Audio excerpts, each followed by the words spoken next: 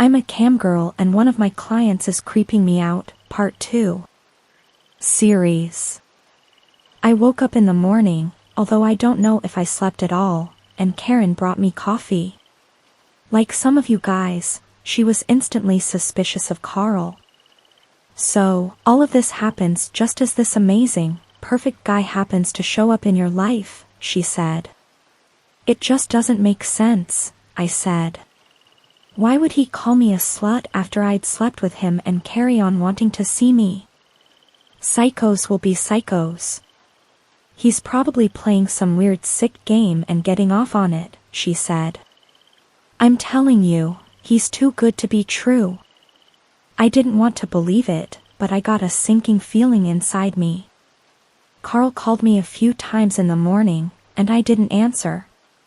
What was I supposed to say? Hey, Carl, thanks for being there for me last night when I dropped this bombshell on you, but are you by any chance my stalker? The police showed up an hour after I called them and came with me to my apartment. They are taking it seriously, but people around here aren't as progressive as they are in some places. Is that like a porn star? One of the police officers said. He was grinning. I wanted to punch him in the face. No, I'm a webcam model. What, like you do fashion shows? I sighed. Clients call me and I perform sexual acts and speak to them in a sexual way. Or sometimes not in a sexual way, like in the case of Jason. So, you're like one of those phone sex lines, but with the video, one of them said. He looked as though he was simply amazed to find out that this existed, and his face told me that as soon as he got home, he was going to thoroughly research it. Is this even relevant? I said. I was getting irritated. I had told them that someone had threatened me and they seemed more concerned with finding out the intricate details of what exactly I do on webcam. They rolled their eyes and exchanged judgmental looks with each other. Their interjections meant that it took quite a lot of time to actually tell the story, and by the end, I was drained.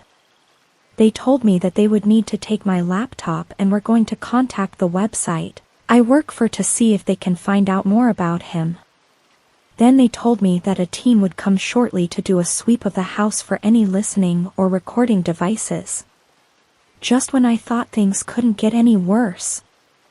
I was giving the officers a list of people who had been inside my apartment recently when the sweep team knocked on the door and I answered to see my ex-boyfriend and one of his colleagues, and my heart nearly stopped. If I ever thought I was going to bump into him, I'd have hoped it would be at the bar, when I'm dressed up and looking sexy, being all independent and having drinks with the girls. Not when I was in two big clothes that I'd borrowed from Karen before I left her house that morning, my face red and blotchy because I was being stalked by a client from my new camgirl business. He didn't let on to the police officers that he knew me, and I was grateful that he remained professional.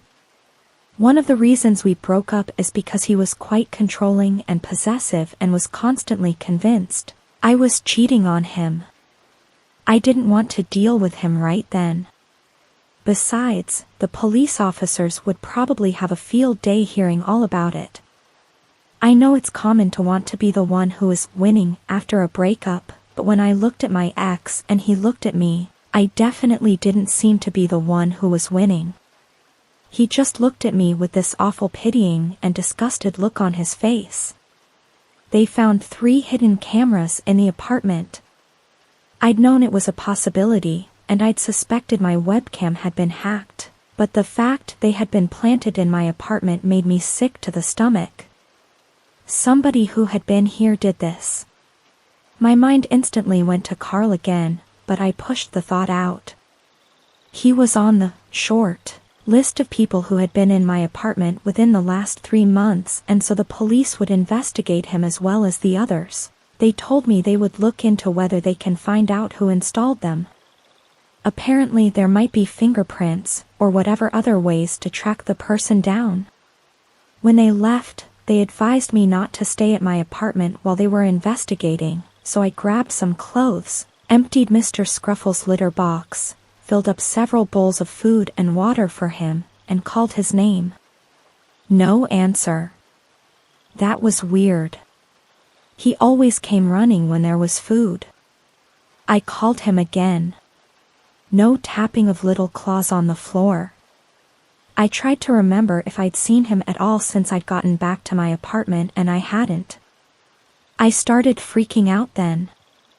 I went to look in his favorite hiding spots, and with every place I checked, my heart pounded faster and faster. He wasn't here. Could he have gotten out? Said one of the police officers. He's an indoor cat, I said. And he's old.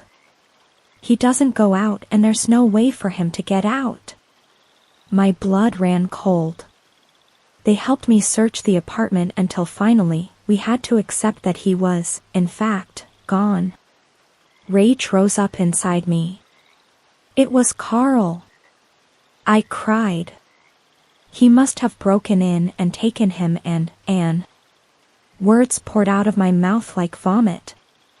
I ranted at them about how it was so strange that he'd come into my life, so perfect, just as all of this happened. At this point, I was completely and absolutely certain that he was my stalker.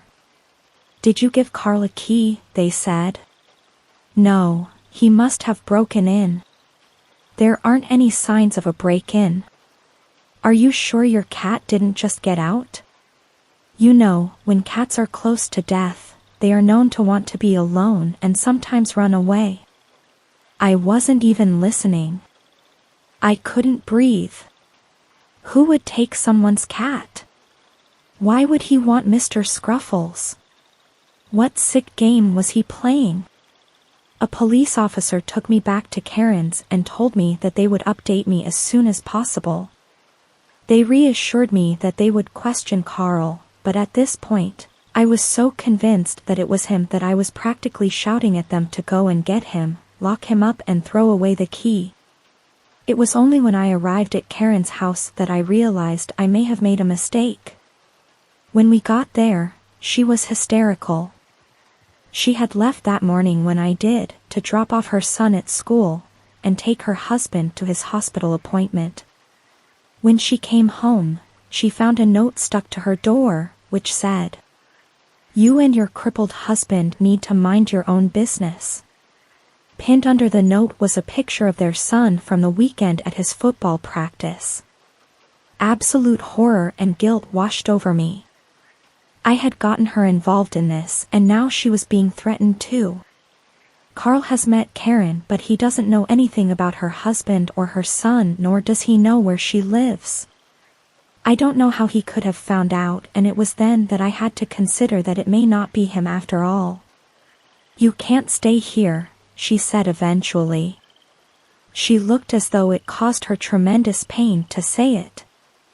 Her face was white and she was shaking. "I'm so sorry. I really am. That psycho might hurt our boy. I can't." I understood, of course, I did. Would I really react differently if I was her? Karen and I have been friends for years, and the last thing I wanted was to put her in danger. I don't know what to do or who to trust. I can't think, and I just keep going over everything in my head. I don't want to reveal any details about where I am now, in case Jason somehow sees this, but I am safe for now.